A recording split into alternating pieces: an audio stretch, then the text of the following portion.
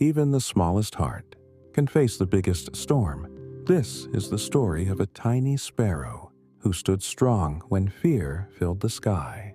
What she did during the storm will remind us that courage is not about size. It's about holding on. Let's begin The Sparrow and the Storm.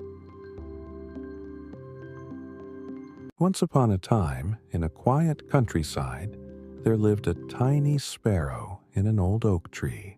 The sparrow was small and often afraid of loud noises and dark skies. One evening, dark clouds filled the sky.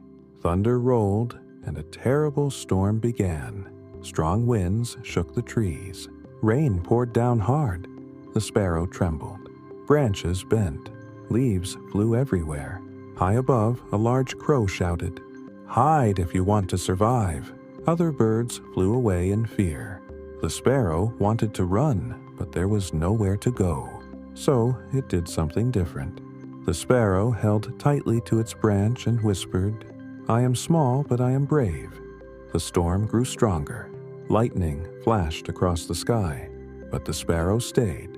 When the storm finally passed, the sun slowly returned. The trees stood tall again. The crow and the other birds came back and were surprised. The tiny sparrow was still there.